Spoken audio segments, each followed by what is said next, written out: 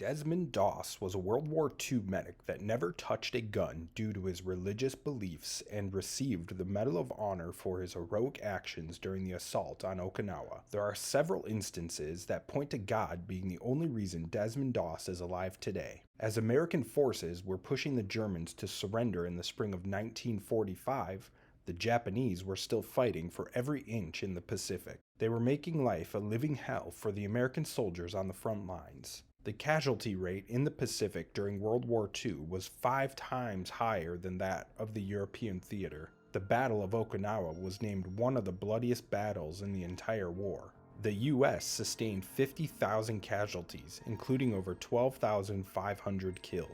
Despite the non-stop fighting and the constant zip of bullets flying past his head, there was a single person who refused to carry a weapon. His name was Desmond Doss. He was the only person during World War II to receive the Medal of Honor without carrying or firing a weapon. Desmond is one of history's heroes. Desmond Doss's early life was deeply influenced by his family's strong Seventh-day Adventist faith. Raised in a modest home in Lynchburg, Virginia, Desmond was the eldest of 2 sons born to William and Bertha Doss. His parents' religious convictions played a significant role in shaping his values, particularly the Seventh-day Adventist belief in observing the Sabbath on Saturday and the commitment to living a life of nonviolence. When World War II began and the draft called upon young men to serve, Desmond grappled with the moral dilemma of adhering to his religious beliefs and his desire to contribute to the war effort. He was working at a shipyard that would have granted him deferment from the draft. However, Desmond believed in the cause and wanted to help his country. Ultimately, Desmond Doss chose to enlist as a conscientious objector, refusing to bear arms or take the life of another human being. Even though he became a household name for his bravery, his journey to get there was not an easy one.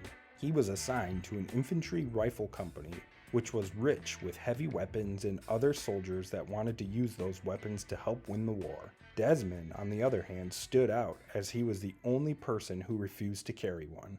This did not sit well with his fellow soldiers. They looked at him in disgust and treated him like he was the enemy. He would be beaten, called a misfit, verbally abused by his fellow soldiers and by his commanding officers. They tried to court-martial him for refusing a direct order to fire a weapon, but they ultimately failed to find a way to get him kicked out of the army. Things began to change during one of the hardest parts of basic training. During the grueling 24-mile run, Desmond treated many of his fellow soldiers for blisters on their feet. He did so without showing signs of his struggles on the run and also never held a grudge against the people that treated him so poorly in the past. He slowly started to gain their respect. After completing basic training, Desmond's unit was sent to Guam with an objective to take back the island that was captured by the Japanese. Recapturing the island was not an easy task. The Japanese had fortified the entire island into a defensive juggernaut. They had artillery and anti-aircraft guns looking over the beachfronts, all combined with an advanced network of tunnels that allowed them to run supplies to each location with ease. Casualties mounted quickly as 1,700 soldiers died and 6,000 were wounded in the 20 days of intense fighting. While fighting for control of the island, Japanese began to target medics on the battlefield. Medics were easy targets as they were typically wearing the Red Cross patches. Although this was against the Geneva Convention, Japanese soldiers targeted medics to lower morale for the Americans. Desmond was so dedicated to saving lives, he would even go out on night shifts with other units. Medics were not supposed to accompany the night shifts due to the increased dangers, but that didn't stop Desmond. During the night shifts, he would check on soldiers that were found. If they were alive, he would treat them and help carry them back to safety. It didn't matter if bullets were raining down on him. He would run to the call of medic without a care for himself. He was overheard talking to other people, stating, what type of medic would he be if he was afraid of his own life and didn't attempt to save someone else's? Soldiers began to realize that they would never be left behind when Desmond Doss was their medic. He began to make a name for himself and was regularly requested by ranking officers and his fellow soldiers to go on especially dangerous missions. Some would even say that they wouldn't do it unless Desmond was going with them. After 20 days of fierce fighting, Guam was finally taken. Desmond and his team received some well-needed rest for the next 2 months. After Guam was captured back from the Japanese, Desmond Doss and his unit were sent to Leyte, where once again they laid witness to the horrors of war. Fierce jungle fighting was the norm. It began to sink in that each stop along the path to Japan would be met with death and destruction. The Battle of Leyte was even deadlier than Guam. 3,504 dead, 11,991 wounded, and 183 missing. This was 2 times deadlier than the previous battle they had won a couple months prior. During the battle, the ground soldiers were awestruck by the little religious man that didn't carry a weapon. Desmond was continuously seen scrambling around, treating the wounded and carrying them to safety, all under heavy enemy fire. During the 2-month battle, Desmond Doss saved countless lives. He kept morale high due to his unwavering commitment to his unit. For his actions on Guam and Leyte, Desmond received 2 Bronze Star medals for exceptional valor in aiding wounded soldiers under fire. He also gained the trust of every person that fought alongside him, so much so that his unit and many others would ask Desmond to say prayers over them before heading out for their next objective. After Leyte was captured, there was a break in the action for Desmond.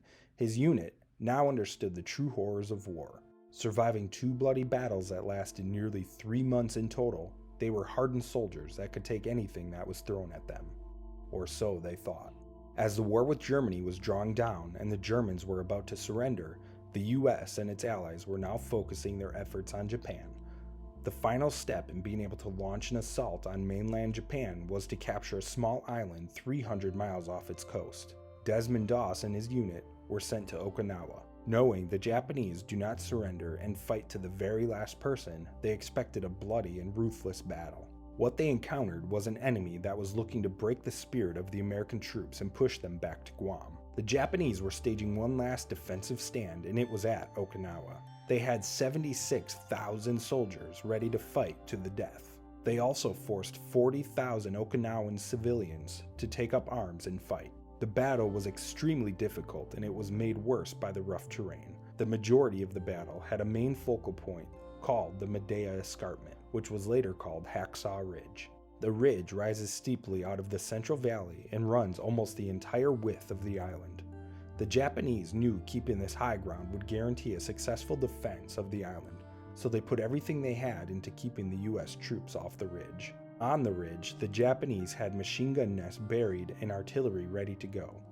Orders came down from headquarters that Hacksaw Ridge was to be taken at all costs. The first assault team to head up the ridge was none other than Company B, with Desmond Doss in tow. They were assigned to attack a machine gun nest that was pivotal to the Japanese defense of the ridge. A cargo net was brought up and placed along the ridge to allow soldiers to climb to the top. This was the only way up or down the cliff. Desmond Doss volunteered to be the first person to drag the cargo net up and anchor it to allow others to follow. Before the assault began, Desmond said a prayer over the entire B Company. They then made their way up the cargo net and encountered a wall of enemy fire. During an intense exchange, Desmond went to the aid of 4 of his injured comrades. While the group of 4 was attacking a fortified machine gun nest, they were shot down. To make matters worse, the lieutenant leading the attack was trying to throw a grenade when he was shot and couldn't throw it as intended. It exploded and blew his hand off and injured a few men next to him. Desmond saw the encounter and ran to their aid. Despite being only 15 yards away from enemy lines, he was able to get the 4 men to safety by dragging them through enemy gunfire. This was the first miracle. The Japanese had a clear line of sight of these fallen soldiers. Somehow, Desmond was able to rescue them without being shot. After several hours of intense fighting, the casualties were mounting. At this time, Desmond had sustained an injury of his own. As he was running to treat another wounded soldier, he got caught in a hole and injured his leg, but continued to push on. At one point, Desmond was called to save a wounded artillery soldier that was hit by mortar fire. Desmond, with his injured leg, climbed up the cargo net and made his way to the cries for help. Limping, he was able to find the officer in a shell hole. He had several severe injuries, including a wound to his chest. He could hear air being sucked into the wound with every breath. Desmond rendered aid to the wounded officer while under intense gunfire. He also administered plasma, which exposed Desmond to gunfire while he was holding the bag up. Unfortunately, the officer died before Desmond could get him to safety. After extended periods of fighting, the US soldiers would be pushed back down the ridge to regroup and mount another attack. This happened time after time. There were soldiers scattered all over the battlefield. Everyone that was still standing escaped back down the ridge. Everyone except Desmond Doss and a few squads looking to hold what little ground they had gained. He began to run from one injured soldier to another. He would treat the wounds the best he could, then he would drag the injured soldier to the edge of the ridge, tie a rope around them, and lower them down to safety. After he lowered the wounded soldier down to safety, he would say a prayer, "Lord, help me get one more." Then he would take off running through enemy gunfire to the next person.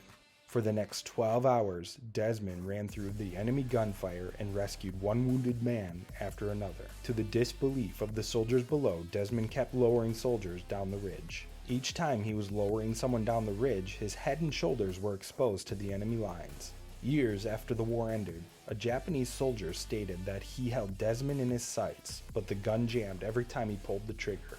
Desmond knew this was God at work. Within that 12-hour span, Desmond rescued 75 wounded soldiers under intense enemy fire without ever holding or firing a weapon. It was now May 21st. Intense fighting has been continuing for 51 days now. Desmond was part of a night attack trying to win back some ground that was previously lost. He was in a shell hole, tending to a wounded soldier when a grenade fell in the hole. Desmond's reaction was to put his foot on the grenade. When it exploded, it seriously injured both his legs. Despite his own injuries, he remained in the hole for 5 hours treating his own wounds as well as the other soldier's wounds that was with him. After 5 hours, another medic was able to get to him. As Desmond was on a stretcher being carried off the battlefield, he noticed another injured soldier. Desmond quickly made them stop and take the other soldier instead because he was injured more severely. At this time, they were caught in enemy fire once again. As Doss was waiting for the stretcher team to return, a fellow soldier came to his rescue and began assisting Doss back to safety. Suddenly, Desmond was hit by a sniper bullet. As he looked down, he noticed bones sticking out of his arm. They took cover in another shell hole. While in the hole, Desmond made a makeshift splint for his arm using a rifle stock and some rope. He and the other soldier then crawled back to the aid station in excruciating pain due to his compound fractured arm and severely injured feet from the grenade. They made it back to the aid station and Desmond was sent home due to his injuries. For his heroic actions on Hacksaw Ridge and throughout the battle for Okinawa, Desmond Doss was awarded the Congressional Medal of Honor. His Medal of Honor citation states, he was a company aidman when the 1st Battalion assaulted a jagged escarpment 400 feet high. As our troops gained the summit, a heavy concentration of artillery, mortar, and machine gun fire crashed into them, inflicting approximately 75 casualties, and driving the others back. Private First Class Doss refused to seek cover and remained in the fire-swept area with many stricken, carrying them one by one to the edge of the escarpment, and there lowering them on a rope supported leader down the face of a cliff to friendly hands. On May 2nd, he exposed himself to heavy rifle and mortar fire in rescuing a wounded man 200 yards forward of the lines on the same escarpment. And 2 days later, he treated 4 men who had been cut down while assaulting a strongly defended cave, advancing through a shower of grenades to within 8 yards of enemy forces in a cave's mouth, where he dressed his comrades' wounds before making 4 separate trips under fire to evacuate them to safety. On the 5th of May, he unhesitatingly braved enemy shelling and small arms fire to assist an artillery officer. He applied bandages, moved his patient to a spot that offered protection from small arms fire, and while artillery and mortar shells fell close by, painstakingly administered plasma. Later that day, when an American was severely wounded by fire from a cave, Private First Class Doss crawled to him where he had fallen 25 feet from an enemy position, rendered aid, and carried him 100 yards to safety while continuously exposed to enemy fire. On the 21st of May, in a night attack on high ground near Shuri, he remained in exposed territory while the rest of his company took cover, fearlessly risking the chance that he would be mistaken for an infiltrating Japanese and giving aid to an injured until he was himself seriously wounded in the legs by the explosion of a grenade. Rather than call another aidman from cover, he cared for his own injuries and waited 5 hours before leader barriers reached him and started carrying him to cover. The trio was caught in an enemy tank attack, and Private First Class Doss, seeing a more critically wounded man nearby, crawled off the leader and directed the barriers to give them first attention to the other man.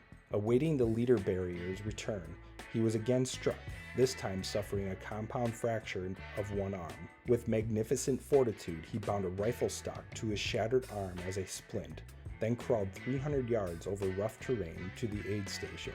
Through his outstanding bravery and unflinching determination in the force of desperately dangerous conditions, Private First Class Doss saved the lives of many soldiers. His name became a symbol throughout the 77th Infantry Division for outstanding gallantry far and above and beyond the call of duty. After returning home, Desmond ran a small family farm with his wife. He continually had complications due to his wounds he received in battle. Although he had been through hell and back, he remained dedicated to his beliefs and was a humble servant of God. He died at the age of 87.